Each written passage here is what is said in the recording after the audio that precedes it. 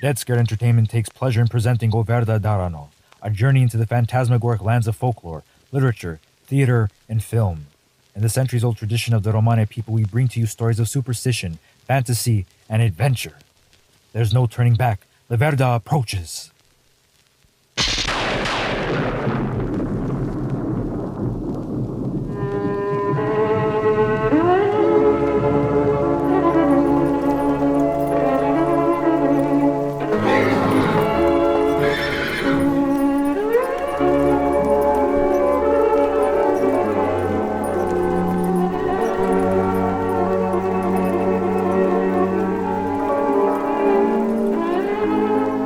Latchi Ratyi Miro Amal. Good evening, friend. I am Esma Kallai. Oh, good, you're here. Help me for a moment. I'm trying to pick between a pickled salamander sandwich or a refreshing tarantula salad. It reminds me a bit of a friend of mine who sort of finds herself between two cultures that clash in ways. Romani and Haitian. Now, as you'll soon find out, our Bibi Jaz is not one to turn from a challenge. She found a way to live with both cultures and all the skeletons in their closets. Perhaps you can say she's got the best of both worlds. But be warned, I make light of the horror that is about to unfold, my dear listener. Jazmine's stories are not for the cowardly. Should I give you a moment to turn on an extra light? You will need it. Come to think of it, why not toss that tarantula salad in between those savory salamanders? So crunchy and meaty. I won't lose my appetite from what you're about to hear, Amal, but I can't promise you'll feel at all peckish when we're through.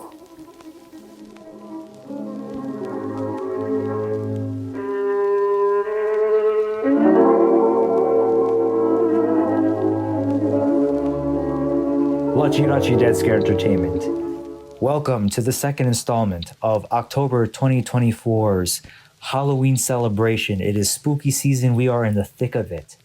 Are you excited about this, Raquel? No, I'm scared. Well, as long as one of us is excited, that's all that matters. And if you are afraid, don't be scared, because in the midst of all of the frightening things that we have cooked for you, we also have some great stories, and we have an amazing guest with us today. And that guest happens to be Bibi Jaz, fortune teller and psychic at birth. And I cannot wait to get into this conversation. It's been a conversation that has been long awaited. Jaz, how are you doing? Hello, everybody. I am great. Thank you for having me. I am very happy to be here. How is everyone doing? We're doing great.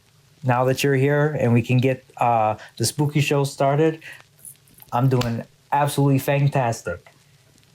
Ooh, spooky. Yeah. So let's start from the beginning in this case. Let's start with the basics. So tell us a little bit about yourself, where you're from, your background. Let the viewers our listeners get to know you a little bit. Sounds good. Well, I'm Jazmine, or Bibi Jaz, which translates to Auntie Jaz. I am a single mother, and I live in Washington. I grew up all over Washington, moved around a whole bunch of times. For what I do, I used to be a caregiver at a hospice death doula. I used to help people cross over that had dementia and all that, so I've done that for many years. I kind of had to let go because I got kind of burnt out. So now I'm just doing fortune telling and a little bit of retail on the side. So, thank you for having me. Let's see. Yeah, that's about it. Well, there you go. Plain and simple, down to the basics. But for those of us who, because Raquel and I, we live in the city, what's it like living out in Washington? I'm guessing, you have obviously there's your city spaces and stuff, but what's it like I'm guessing you probably have some type of, a lot of wooded area. Is it very a rural space that you live in, or are you used to being in the woods, or? Oh man, so I lived in Eastern Washington half of my teenage adulthood. So it was dry, desert, no air. And I liked the fact that it was rural. I love the country. Like, my family were farmers. They homestead here from Spain, and then they homestead here from the Appalachia area. And so when I moved to the city, because I'm born in Tacoma in the city, but I don't remember it. And so when I come back, it's really overwhelming. It's like, the trees are fantastic. Don't get me wrong. Like, the scenery's beautiful, but I just cannot stand Seattle. I believe it. No, I have some friends out in Seattle, and they have a love-hate relationship with the city itself as well. But they always go back to saying the scenery and just the views from like the natural side of the state are just unbelievable. And absolutely, yeah, that's one of the reasons why a lot of people stick around there. If I'm not mistaken, too, are you familiar with the show Twin Peaks? I am, yes. Oh man, that's an old one. Right? Man. I love that show so much. That's why before I never had a reason to say, well, I want to go up like northwest. But after watching that show and just seeing how beautiful that is, I said I have to get out there. And also now that... You know what's a good spot? What's a good spot? That's where I went. That's where I went to school and everything. I fell in love with it. What was it called again? Port Angeles. Got you. I've actually heard scary, of that before. buddy. I've seen some shit there, man. Excuse my language, though. Nah. Believe me, the languages, we're all going to be on about that in a little bit, because things are going to get crazy. It's going to get crazy. It is. Like, Port Angeles is just another... But that's a beautiful place. I'm not going to scare folks. Beautiful place. Go check out Custard King. Not an advertisement, but the best custard you can ever get in Washington. Use this code for 10% off your next purchase. Right. Bibi Jaz. Exactly. But no, that's I'm glad you mentioned that, because a lot of the people that we talk to come from like cities, sort of, just like situations. A lot of our viewers our listeners are Roma. But then we also get like a great mix of people too, with like different like interests and backgrounds, obviously. But speaking of which, now this is what makes this sort of like this talk very unique, because you come from very spiritual backgrounds on both sides of your family. I mean, he brings it up. Oh my goodness, yes. So tell us about that. Very, very spiritual background. Okay, so my father's side, he comes from Jeremy, Haiti, in Haiti. Yeah. Gotcha. That spot is hot for voodoo. That's a very hot spot for voodoo. And I grew up, my dad, he was he claims he's Christian. Okay, we're just going to smile and wave that he's Christian. And he always told us all these scary stories and what not to do. And if you hear whistles at night, ignore it and all that stuff. But regardless of all that, yes, I come from a very spiritual side. My mom's side are Spanish gypsies from the Galicia in España. Wow. And I've been doing research in that area, and there is a lot of sorcery, there's a lot of witchcraft, and there is a lot of martyrs in that area. Mm. And growing up, my grandmother on that side, which is my mom's mother, her mom, both taught me when I was young, about 6 years old, the history, a little bit of our family and where we came from.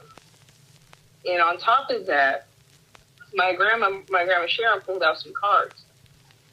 And she said, this is what your grandfather's family used to do. And my grandfather, he's in and out of the picture. He's a weird man. He goes in and out. And we grew up in a mixture on my mother's side, because my dad's side, it was later on when I was with my dad. But when I was in the early stages of my mediumship, on my fortune telling, it was my mother's side. Mm-hmm. And they've taught me how to read cards. And then they taught me the things in the cards connect with ancestors regarding Galicia. So, like, there's knights, and then there's maidens, which that's all part of the tips of the playing cards. I'll get into that later. If we ever have a conversation about that. Definitely. No, that's interesting because that's a whole new perspective on how you can view tarot in that case, because it has a connection straight to your, sort of like the place of your family. So that's a whole nother perspective that I would love to get into at some point as we go further into this and talk about your practice and such. But so would you say though, in terms of growing up, and part of like, we always ask this too on the podcast, was it easy for you growing up within like the Romani culture, but then also having that mixture and just being in just an American society? Did you find that you were able to sort of like assimilate pretty easily, or were you always a black sheep like the majority of us? That's a good question. Okay, so within the Gorjikan world, the Luma, the Gorjikan, no, we were still, even when we were Americanized, we still got treated differently. Like, something about Gadje knew who we were. And so I had to change my last name for that reason. Like, Seattle, our family's known in Seattle. Our family's known in Portland. And I've had struggles in school with it. I've been in special ed my whole life because of it. And when I finally graduated, I realized, like, I need to change my name. And so before my daughter was born, I changed my name to my non-Roma side, which is my grandma who's Appalachian. She married the Roma side, and recreated us. And so it was hard. But on top of that, it was difficult being Black and Roma because of the anti-Blackness in the community, which is controversial, but it's true. Yeah. And my cousins have faced it too, who are biracial, but they don't really acknowledge the side of the family that they grew up in. My auntie, she didn't really acknowledge that side because of what happened with the racism, so she just tries to keep them away, like my mom too. So because of us, we try to keep distant, but we still follow the same rules. Like, for us, we're Americanized, but we still face issues.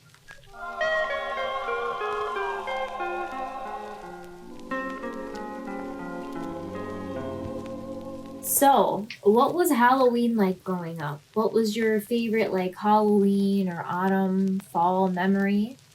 How did you like to celebrate? Man, okay. So it's another story time for y'all. So we don't call it Halloween. We say Samhain. Okay. My grandma grew up very traditional witch, I'm telling you. And for us, we got squash ready. We got the breads. We make like pumpkin breads, and then we'll get like old leaves, like fallen leaves, and then we'll crunch that up into a powder, and then we'll put that around the bread as an offering to our ancestors to celebrate the falling, because like this is the time where it thins. Well, it's always thinning, but it's just that time where they can access us freely, like the spirits. Yeah. And so we would we pretty much took some of the traditions from Galicia, and to celebrate our ancestors and the dead, we would make food and stuff. And then we'd have a candy dish. All year round, we have this candy dish, right? And this candy dish is to make the house circulate.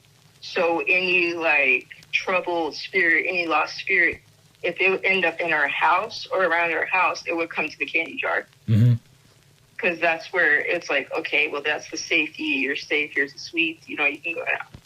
And then so on Halloween or on Samhain, we get that candy jar. And we actually, this is kind of gross. We used to get, like, animal fur, because we lived in the country. Yeah. We used to get roadkill and stuff, and we used to make the powders, like bone powder, out of it. And so what we would do is we'd, like, make bone powders and stuff. And we put the grounds in the candy, and then we leave it at the front door. So during Samhain, or during All Souls Day, which is that whole week, from November 31st to the 4th, I think, of November.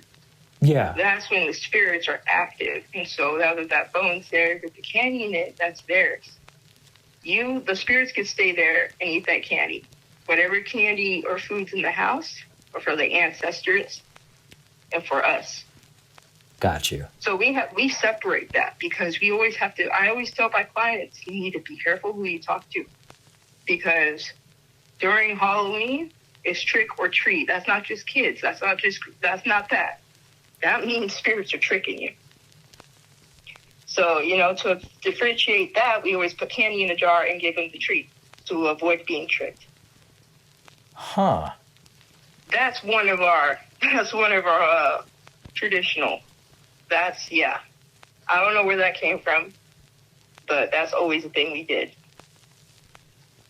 Got you. Wow. Mm-hmm. That's interesting. That is so, I can understand the sense, because I know obviously in other cultures, it's a time to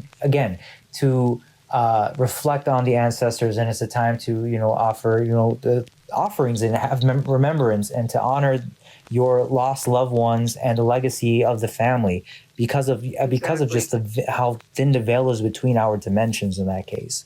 So, and I've noticed though with our culture, so I don't mean to interrupt. No, go. Our culture though, folks, they don't talk about the dead. They will burn the clothes as soon as that person's had their last breath. That clothes is burnt.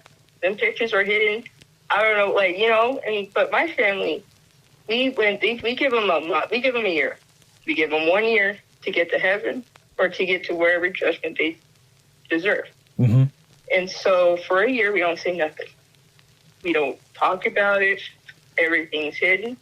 After that 1 year anniversary of that person's pass on, we bring everything out. We talk about that person like they're still here. Because we believe the more you talk about a person, the more they're still on this plane with us, even though they're in heaven. I see what you mean. Huh. Yeah. So it's a way to grieve without feeling a loss. So a piece of that soul is still with you. Interesting. And that is a great way to cope, because again, there's so many people who just more or less, they just chalk it up to they're gone, it's over. That's basically finite, and a lot of people, even within my Vita Roma, the mourning never ends, but it's more or less they just leave it as that person's wherever they are, wherever they're meant to be based on, the life they've lived. And that's basically it. But then at the same time, and Raquel, you and I have had our fair share of stories of, visitations in the house. You can tell when somebody's coming to visit as well. So it's it's such a weird, like contradictory, like dichotomy that happens, especially with the Roma. But I do like the fact, like hearing like the way that your family goes about this, because it creates a conversation, and it allows for, that process, to feel like that person is still there. Because in some ways, in belief, their soul still exists, just not in a corporal, shell. So. Exactly. And that's the way that we keep our traditions alive. Fortune telling probably wouldn't be as active with me as it was if I didn't know my family story. Because everything that passed on to me has came from the ancestors. So if I'm learning that somebody I've never met did this and I am passing that on, that feels good. Because I feel like I know them. Because I feel that they're always with me.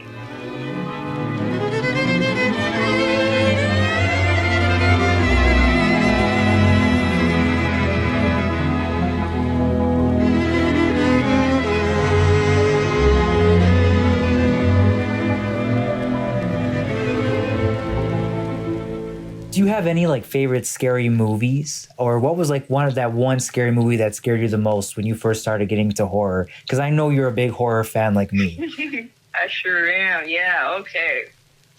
Wes Craven, right? You familiar with Wes Craven? Of course I do. Okay, that's what I know. I knew it. Okay.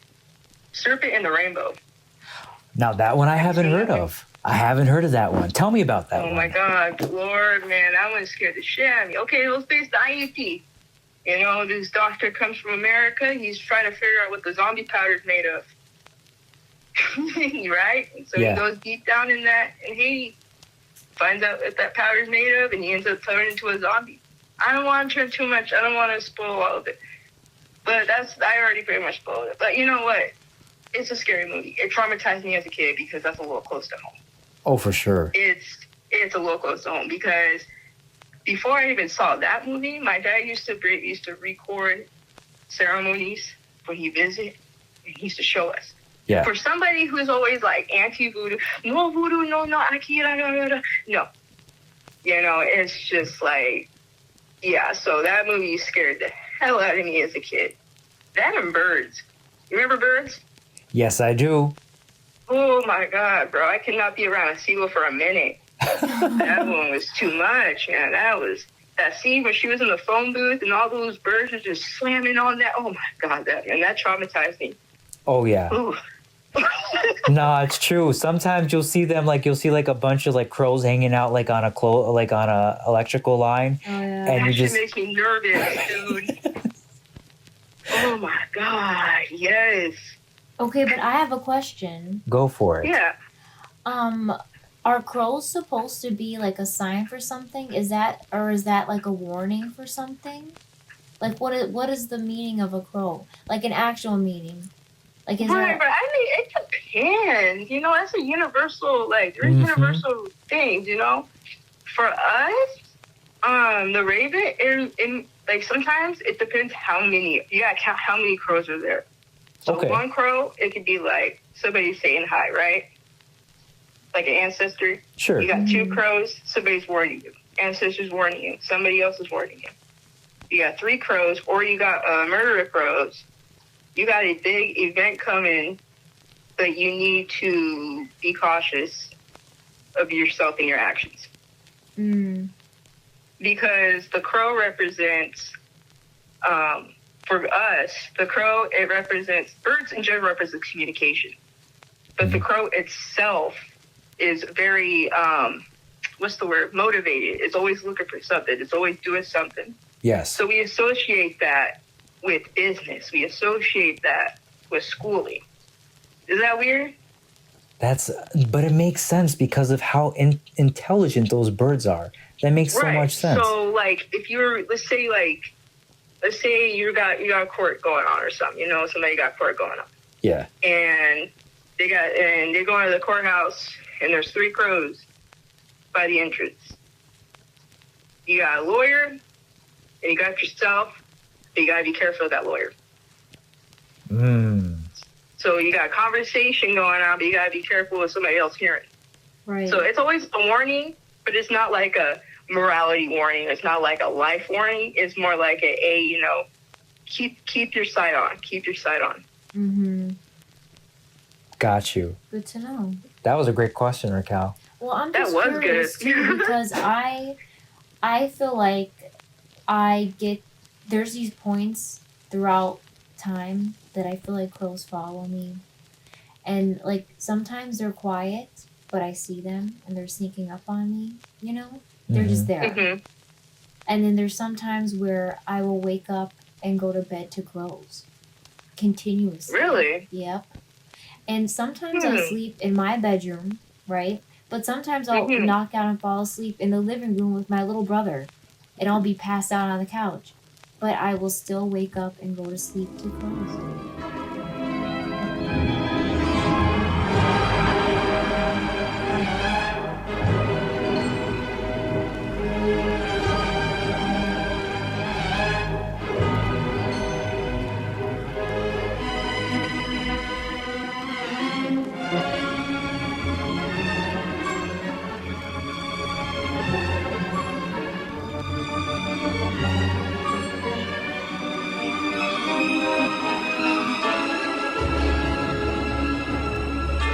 Have you ever experienced, now I know this is more or less, I have to ask the question for the formality because I know we're about to open a very interesting can of worms. It sure is. But do you believe or have you experienced anything supernatural in your lifetime? Do you believe in vampires, werewolves, aliens, the ability for spirits from beyond to make contact? And have you experienced any of these things? Tell us some stories, Jazz. Come on and give it to us. Yes. All of that, yes, 100%. A lot of my trauma is spiritual. Interesting. A lot of like, it's crazy, dude. Okay, so where do you want me to start? You want me to start with my personal experience in a ghost town, or do you want me to start with the stories I've heard about monsters in Haiti? Ooh, that's a good one. Well, we're hitting both. Let's start with the ghost town, and then we'll do the monsters in Haiti. Okay. So I lived in this town called Almira, Almira. Okay, that is a ghost town. Population 339. Barely nobody in there. Not a damn soul, right? And oh my lord, I don't know how we got here, Pierce. I don't know how we ended up in this town, but we ended up here, and there's this hotel, and it's not open. It's abandoned. And I felt weird. Something about this town made me feel weird. Like, I felt heaviness. I felt like, I don't know, like, it felt something strange. And I kept passing this hotel because I have to go to the post office. And it's right there. It's all small square. Okay, think of a square town. Legit square. It's like there's nothing there. And there is this hotel that is abandoned, and I see shadows in there. Every time I cross by, I feel like I see a woman. There's a woman and man in there. And one time I saw a woman burnt. Like, I smelled smoke. And I was walking the dog. This is scary, bro. I'm like shaking and telling the story. I was walking the dog, and it smelled fire. And I just started hearing screaming. And it was daylight. This ain't nighttime, this is daylight. And so I was like looking around. I'm like, what the hell is going on here? It's quiet. So I'm trying to figure out why I'm smelling all this, why I'm hearing all this. I thought, I need to get on medication or something. I thought I was going wild, bro. I was like, yeah, nope. I'm just waiting for the dog to start talking. I was done, bro. But, I was... And then, I kept looking. I didn't want to look. I kept telling myself, don't look. And my dumb ass kept looking. And so I just, was looking at these windows, and you see, these burnt figures, and then you see, movement. So I got close by. I said, okay, whatever. Yeah. I got close by, and my stupid ass touched the door. So now let me tell you a little bit of something. When I touch things, I can tell you where it's from, what it is, who's the last to touch it. And so when I touched that door, it felt like nobody was touching that door for a long time. I felt like somebody did tours there based on the energy of the footprints, because I could see that kind of stuff. It looked like people came in there to tour and looking into to fix some things, but it had never been used for since almost a decade. That hotel used to be very popular back then when Highway 2 or something, Highway 202 or something was popular, and people used to always go there. That Elmira was booming back in the 1800s. That shit had so many fires. I didn't know this. I had to go to the gas station to talk to the lady. That hotel had so many fires. 3 fires. And a lot of deaths. Wow. A lot of criminals. A lot of activity. So this is when it gets scary, okay? Y'all ready? This is when it gets scary. Let's hear it. All right, so I'm going to bed because I'm already hearing activity. This was this is a month in moving here. I'm going to bed. And I feel something knocking on my door because I have a door to an exit outside of my room because it was like a small house and my room had a door. I feel a little tap taps. And I'm like, okay, I thought it was like a cat. Then I heard it again. It said tap tap. I'm like, what the hell? And I opened it. It was nothing there. So I said, whatever. I went back to sleep. I had a dream. This little boy opened my door. Oh. This little boy. Okay, ready? You ready for this? Let's hear it. Okay, so I'm like, why are you here? Who are you? Are you scared? That's the questions I ask all of them. As soon as I see a ghost or a hang or something, what are you here for? What can I do? Why are you scared? Because no entity comes to people unless they want something. This little boy was wrecked. He was he looked like, I don't know how to explain it. This boy's clothes were they were kind of gray. It was gray clothes, and it was shorts, and he has scabs on his knees. And I was like, what? Okay. So this was dreaming. I didn't know I was dreaming, okay? I dreamt I was walking to the hotel. I was holding this boy's hand walking to the hotel. This was at night. My grandma's asleep. My mom was living in Cooley City. So this was like an hour. This is like 30 minutes, 20 minutes away. Mm-hmm. So it was just me and my grandma living here. My daughter was with my mom. And so I was walking to this hotel, and my grandma didn't hear me because she was asleep. And then I remember going into the entrance, and it was beautiful. It was like this hotel was alive. It had everybody in there. Had music going on. Had people in suits. Had people in nice hats. Music was blasting. Piano was playing. Mm-hmm. And then he was like pulling me down. He was pulling me down to the basement. I went down to the basement because I want to look upstairs. But he was like, no, that's not where I want you at. I want you down here. So I said, okay, I'm assuming something happened down here. So I go down the stairs, and it is dirty. It stinks. It was bad. It was like the energy was rotten. Mm-hmm. And then I heard screaming. Okay, this is when it gets like a little graphic, okay? Sure. Just FYI. I heard screaming and I heard pounding. I go down there, and the little boy disappeared. So it's just me alone, and I see this man. He was about 5'10". I remember this. He was like the ugliest energy you could ever see. It was the shadow man. And he was grabbing on this little girl, like this girl's fighting for her life. She was like, get off me, and stuff like that. And then I see a little boy race on top of that man and jump on him and like trying to get him off this little girl. And then the man slammed the boy down on the stairs, back first, like pow. And then the kid just knocked out. He was cold. And then the little spirit boy told me he was trying to save his sister from getting hurt, and he got killed. Wow. And I said, what is your name, child, so I should pray to the Lord for you? He said, my name is Charlie. I said, is that short for something? He said, Charles. I said, Lord, get Charles out of here. And I prayed, and I prayed. And then I guess I woke up. Somebody's car passed by because, it's a ghost cat, and somebody's car passed by. They woke me up. Mm-hmm. I was in pajamas, no shoes, no socks, nothing on, slamming on this door of the hotel saying, get him out of here. I didn't know I was doing that. Someone woke me up, are you okay? Where do you live? Are you okay? So the cops came and went to check on me. My God. Wow. Yep. I'm not playing, y'all. I'm not playing. This happened in Elmira, Washington, a ghost town. I didn't know none of this happened until I went back to the gas station to talk to the lady, because she's the only lady who will talk to me there. I don't know. I went to the store called Pinky's. They won't talk to me. Uh-huh. The neighbors won't talk to me. I don't know. Maybe because of my skin tone. I don't know what it was. So I went to talk to the gas station lady, told her what I saw, and she said she stopped. She stopped what she doing. Her face turned white. And she said that there was a little boy that lived in that hotel room that would tug on the maintenance man and stuff to get their attention to go to the basement. Oh. Wow. Yeah. And I said, do you know his name?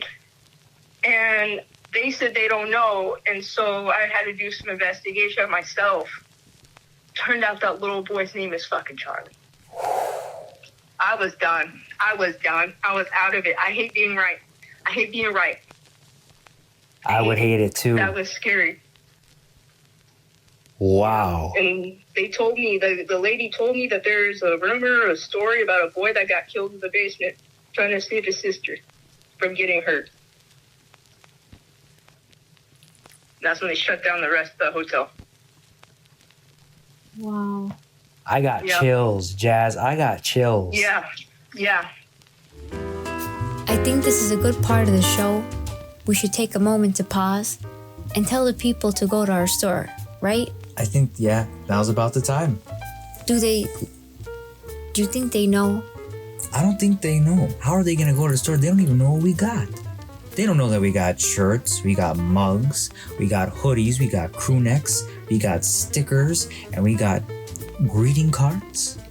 Yeah, we got a lot of stuff. And prints too. Yeah, I bet they like it. I think they would like it too. I figure if they listen to this, they probably would want then some they of the would merch. probably want what we have on our website. So gotta head to deadscaredentertainment.com. That's deadscaredentertainment.com, because they'll forget this. Yeah, We can always make a commercial about it. We should make a commercial about it. But nah, this ain't gonna work. yeah, All right. it's all right. Lafayette Road. Okay. I This hate was, that I guess it word. was an old town. Lafayette. Lafayette. For some reason. Well, we come from Detroit where they have a lot of things. Lafayette. I don't like that word. I'm sorry. Raquel, say it. Like, preach it. Like, say it. Because that word gives me chills. When I saw that, there was a cemetery out there. I didn't know. Okay? Okay. There was like I said, we just moved out to this place. We were adventuring. Me and Grandma adventuring this place. And we go to this little abandoned cemetery, and it's like weeds all over, overgrown. It's old. And so we were there during the daytime. I said, this is cool. Maybe at night I can check it out a bit. Because, I was bored. And so I went walking at night. This was like about 7 o'clock, so it was about sunset. So I was walking up there and trying to clean up and trying to get some cemetery dirt and all that. I offered in some pennies and some money just to be like, hey, I've come here with good intentions. I just need something real quick. Here's some money. Here's this. And I come walking back. That was fine. The cemetery was fine. It's peaceful, beautiful. Let me tell you. Like, it was a nice spot. Mm-hmm. I come out and I'm walking out. This is when it gets crazy, okay? I don't know how y'all say it, but Ricono County, black dog. Do you have a story of a black dog? I've had dreams with black dogs, with the Lurukone. Yes. Okay. So I'm walking and I hear this thing in the wheats, because these are wheat fields, like little wheats, like little wheat fields and all that, alfalfa and all that. It's a farming town. So I'm walking and I hear a chicka, in the bushes, like this brushing going on. I saw, probably coyote, probably something. No big deal. So I'm walking home and I hear a huff, like a big huff. I'm like, Anything that huffs at night, that's a no-no. So I started speed walking. And the cemetery from my house was like almost 2 miles, because it's abandoned, like out there. Yeah. So I walked 2 miles. Yes, I did walk 2 miles. I'm crazy. But I was bored. And so, I was like, let's check this place out. And I'm walking home. And I see this. It's not like a mastiff, you know what I'm talking about? But it was big. It was like a big black dog. And I knew it was not alive. I knew this shit was not normal because it was quiet. As soon as it touched the road, its paws got quiet. And I'm like, I ain't been around enough animals to figure out that has a tip, tip, tip in every animal. This animal did not tip, tip, tip. This animal did hover. I don't know what the hell it did. It was quiet. No. So I turned around.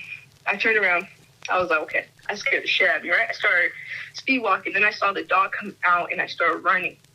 And then I run like a couple, I don't know how, I blacked out, but I started running. And then I stopped to catch my breath.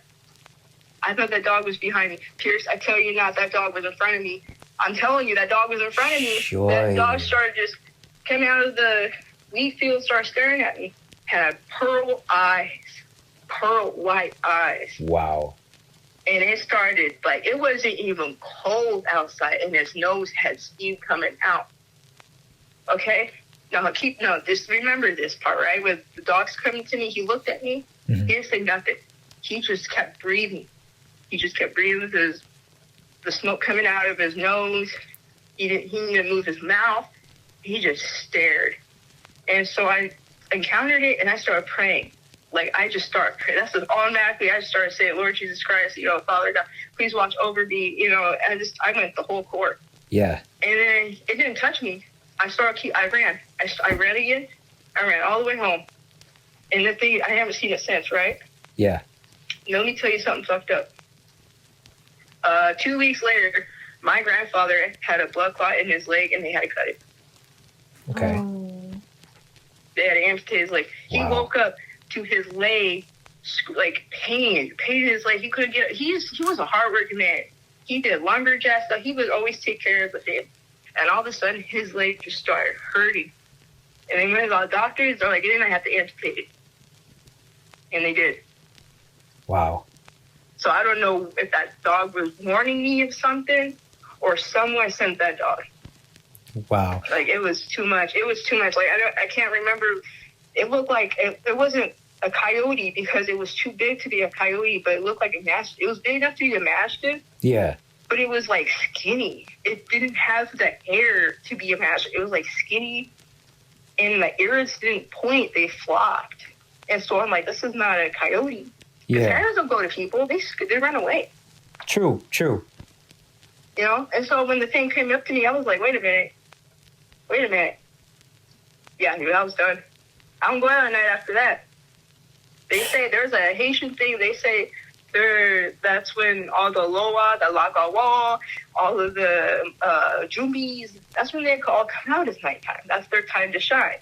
So I feel like that was a lesson for me to stay home if I have no reason to be outside.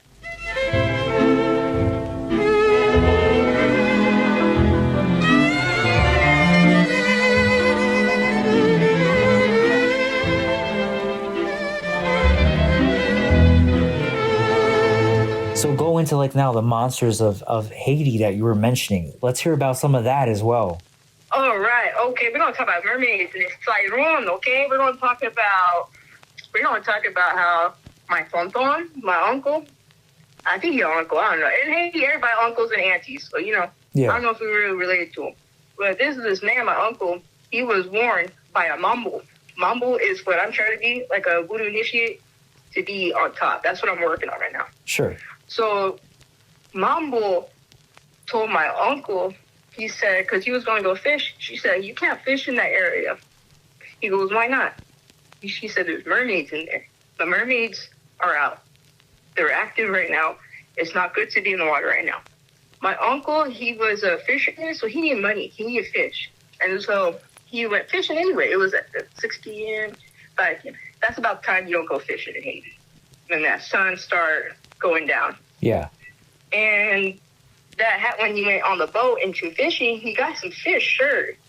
But let me add that there's 2 people in this boat too. Let me add that. There's 2 other people in this boat with him. Sure. And they went to go fishing. Something was in the water he was trying to look at, and it pulled him down. Pulled him down the water. They haven't seen him since. Like, the 2 people were stunned. They're like, what happened? Like, he was, like, something was trying to pull him in there. Like, he was listening to something. And I guess, according to my dad, you just see, like, hand flippers, like, just grab his head. Like, this whole hand grabbed his skull, like, this entire head. He just dunked it down.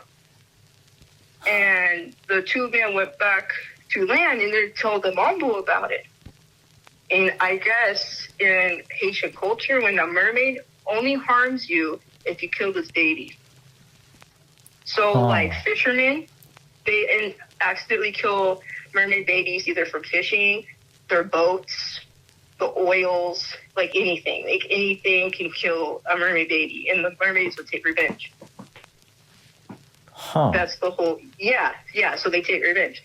The thing is, mermaids were supposed to... If you see a mermaid, they will give you treasures. They will give you long life. They will give you all sorts of fortune.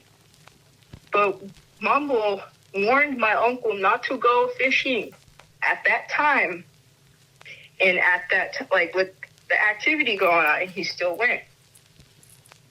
And the Mambo told my family that the reason why he's not coming back is because they took him. He wasn't listening. There's some context that was missing, that one time he went fishing and accidentally killed a baby mermaid. Huh. Yes. Wow. That one scared me because, first of all, my mom said we don't do swimming. We now do. But growing up, swimming was no, because that's when we have to stay covered. So when we go on swimming, you better be covered up. Yeah. But my dad's side is different. You can go swimming, but you can't go swimming about certain times. So that one was scary, was the mermaid taking my uncle. But there's also another one about my dad, about a shapeshifter almost taking my dad. Huh. Yes, that was because of a baku. Baku is a non-initiative person handling voodoo and using it for the wrong. So they will use left and right. So they use both cursing and blessings, that they use it for their own greed and not for the Loa and not for, the Supreme. Mm-hmm. And so one time, my grandma, my dad's mom, she's very holy. She's very blessed, protected. So her family always got harassed. One time they were trying to get my dad, and this donkey was in his yard. Donkey was in his backyard, and his dad was like, "Why is there a donkey in the backyard? This is weird." And so he got a machete, right, and cut the donkey's neck to make a line. Well, I guess the donkey ran away, right? The donkey started running, and then they found on the other side of the city, they found a woman with a gash on her neck. Joy. They found a woman with a gash on her neck. Yep, and that donkey would start trying to say his name when he was in the house, trying to get him out. And his dad went instead. Snap. Donkey started running.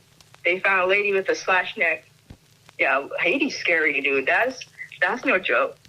I've had problems where I couldn't answer the phone to Haiti because you can use voodoo over the phone. And my dad always tells us, do not answer the phone, especially you, because I'm gifted. They want me. Yeah. So that's why he tried to avoid taking me to IEP and all that, because they want me. They don't want to meet me. They know what I have and they want me. Because how I do mediumship flows like water. And they need people who do that so they can, it's a lot of corruption in it. Yeah. So we just try to avoid that. I used to do readings in Haiti. One day, I felt my auntie's leg. And I was in home, okay? I was in Hermiston when this happened. I was in America. I never went over there. I felt my auntie's leg, and I said, you might be having blood clots. And she went to the hospital. She got diabetes. Wow. And after that, my cousin, he started telling everybody in Germany what I do, and I had to delete Facebook. I had to hide everything because I don't want them knowing what I do. I only tried to give that to him so he can get help. Yeah. But everybody started knowing. Once they know, it's like intimidation. Once they know, it's like, okay, we're going to try to get this person. Huh. Yeah, so it's scary. There's so many, there's mermaids, lagua, there's, just shapeshifters in general. It's just so much. And that's why they tell people not to bring kids in Haiti, because a lot of the lagua, they use them to stay, or because, the shapeshifters eat babies to keep them strong into this world. That's what a lagua is a shapeshifter? Yeah. Okay. Mm-hmm. Huh.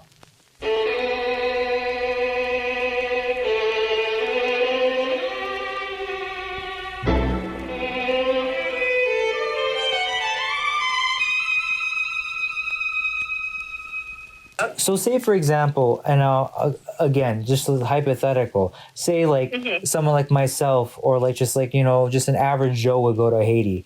What are the things that you should look out for if maybe you don't want to end up crossing any of these sort of shapeshifters or something? What are the things that you can do? That's a good question. Wherever you see a dollar on the floor, don't pick that shit up.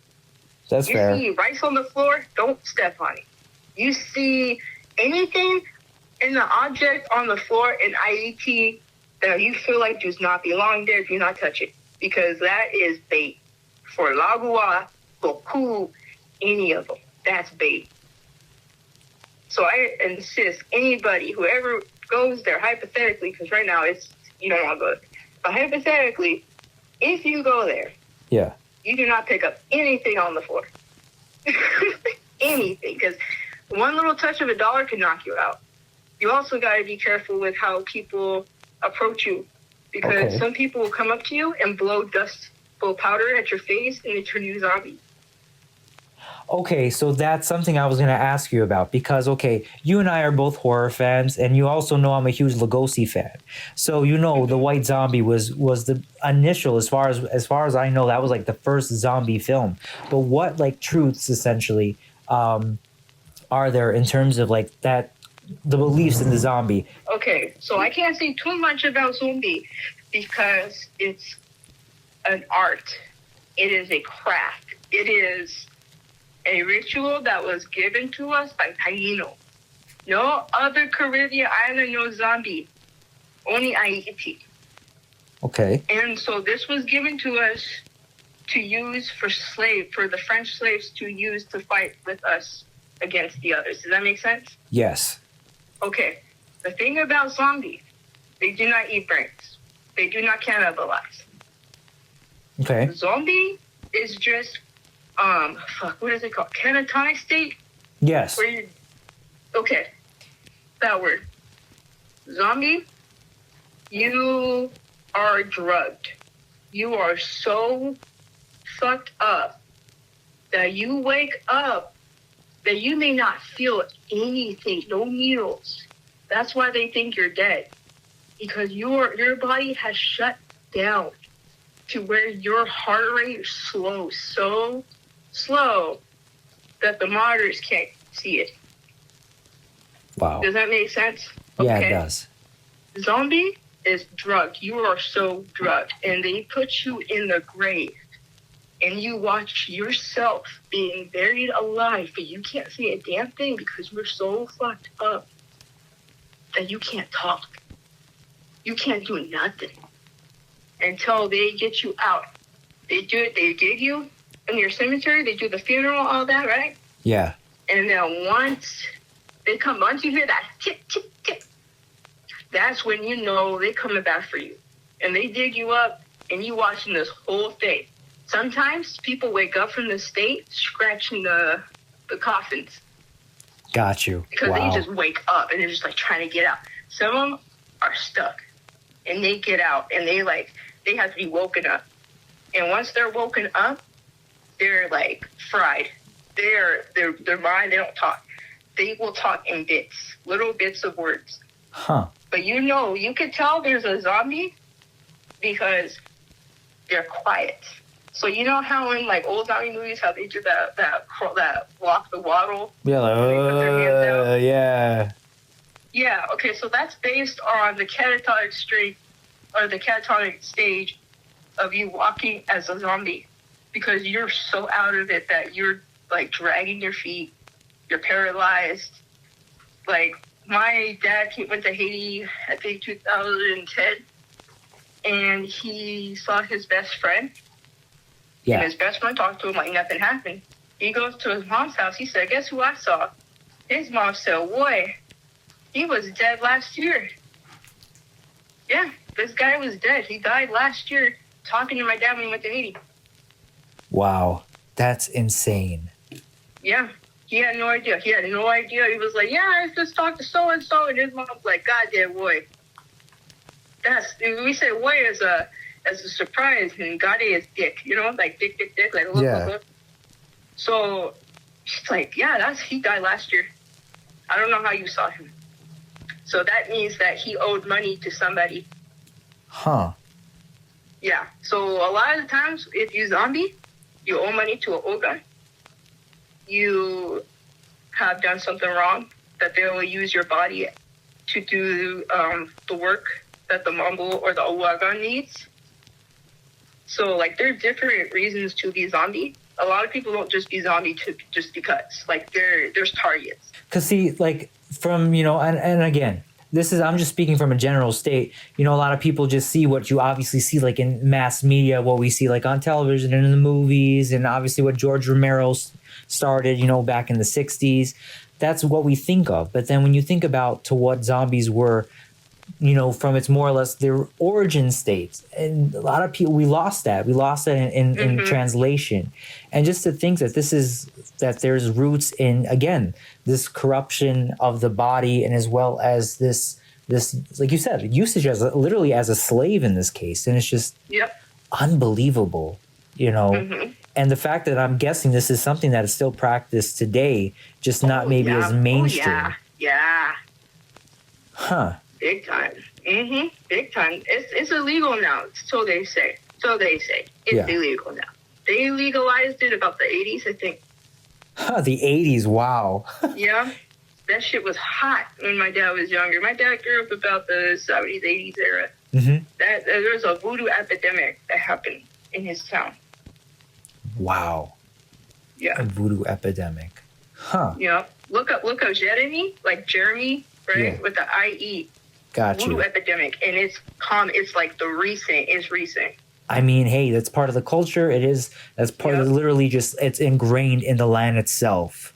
So it's like, in some ways, you could expect it, but it's just to hear these stories. Because again, you and I both having, coming from the Romano side of things and just knowing just how like Christian everything's become just over just like the centuries as well. And just that background. And then you having that other side, it's such an interesting mixture of belief and just, wow, I can understand. I'm glad you brought up the Romano side because I want to talk about that side too. I got stories from both sides. This is my grandma's story. Go for it.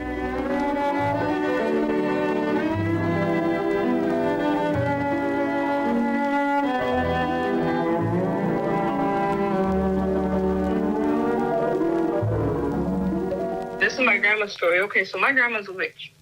She says that she's very proud of it. It's part of our culture. This is what we are. Not our culture, you know what I'm saying? It's part of our family. Yeah, sure. And so, I'm going to break it down. Put M, as in my great-grandma, and then S, as in M is my very great-grandma, S is my great-grandma, and T as my grandma. Sure. So M, S, T, all did seances, including her sister, my M's sisters. Sure. M's sisters and daughters all did seances. And one day when my mom was young, they were in the other house. There was they all lived together in Warden. There's this place called Warden, Washington. They all lived in this town. My mom and my uncle, everybody was in the other house, the cousins, everything. Everybody, all the adults that practiced, they all went to, I think it was like one of their cousins' houses, and they were practicing seances. Well, I guess whatever the hell they invoked, it went to the kids. Like, the door slammed open, wood started falling down from, the fireplace holder. Shit started, throwing everywhere. Kids were screaming. Then my cousin had to run across the house to get the kids. And, it was bad. From what I heard, it was, the table started to spin and shit. This stuff's real, man. That's the stuff I dealt with. I've seen stuff like that. Wow. And one time, my grandma and all of them were at the table doing one of the seances to prove to my uncle, who is an atheist, that witchcraft's real, right? Mm-hmm. Because some of our, on the Romano side, a lot of us are atheists now. I don't know what happened, but they just don't believe much. Mm-hmm. And so we were proving, the girls were proving to the men that what they're doing is legit. And this table started spinning, and they saw a lady in red came out of the wall. And I don't know what they did, but that lady in red haunted me, even when I was younger. But to finish the story, that red lady stuck a pin in my mom and my grandma's leg. During the seance. They were doing something, and that lady stuck a thing in her leg. After that, it's just been crazy. My grandma's been seeing this lady, and then it went up to me. I started seeing the lady, and I had to wash it. I had to go away. I had to do a cleansing. I had to go see a mambo. Just to, get this lady away from me. I don't know who it was. She was all red. Her dress was red. She had red hair, very pale. And so I was just yeah, no, I'm not dealing with this. She gave me insomnia. And just a lot of other problems. Now, could you make out this woman's, this lady in red? Could you make out her face? And could you describe, when you say in red, because you triggered a memory of mine that I had. Okay. So she's got champagne eyes. She's pale. Okay. She's got curly red hair, and the dress she's wearing is a rag, an old, the medieval dresses, you know what I'm talking about, with the long sleeves that drag down. Yes. It looked like that. It's so ingrained in my head. I could tell you what she looked like. She was very tall, and she had this pale, dry lips, and her eyes were just a champagne brown. I don't know who it was. I looked at my ancestry. Nobody looked like that. Huh. And so I looked up. Basque, like the country. Yeah. There is a deity that looks exactly like the woman I saw. Huh. Who's the deity, if you could remember? Mari, Mari. Like the Mari has horns like a ram. I don't remember the horns on this lady, but it looks exactly alike. And I'm wondering if my grandma somehow invoked something that my family was doing in Spain. Huh. I'm wondering because our information is so little in the settlement in España because we were all sent to Mauthausen and the concentration camps, and then what happened at 36. And Yeah. there's a lot happened with the roundup and everything. So we lost some stuff, but what imprinted us is the magic. That's what I don't understand. We don't know the Chib language, but we know everything, like the magic that was sent there, the divination. And so I'm wondering if this was something they invoked to protect them out there.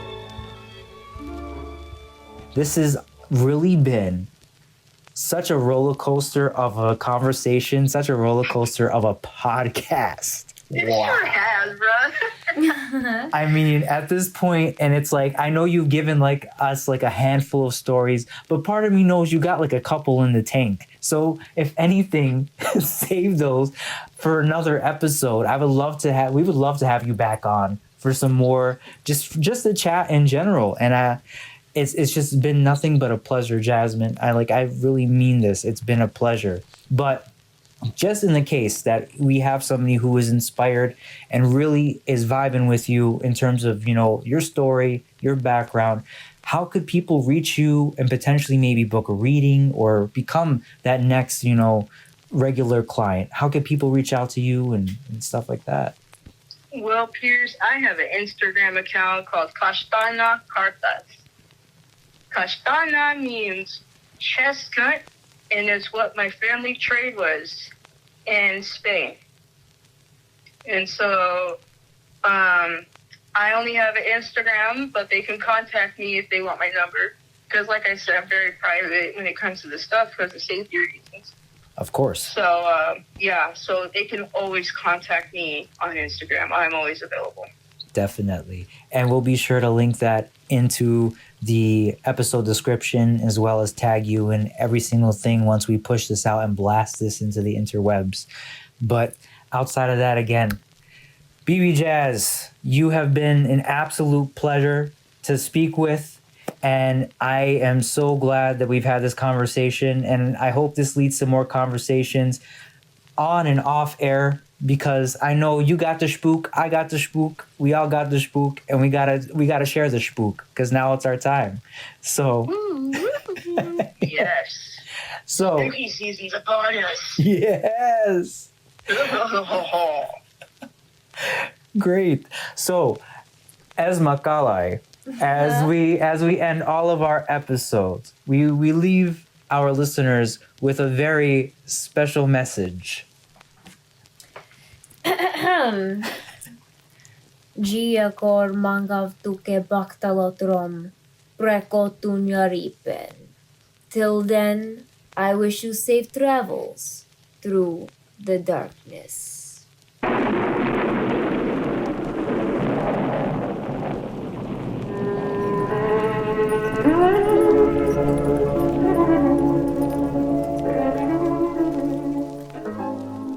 This broadcast of Verda Darano was brought to you by the talents of Pierce and Raquel Horvath, creators of Dead Scared Entertainment, with the help of Piroshka Raj.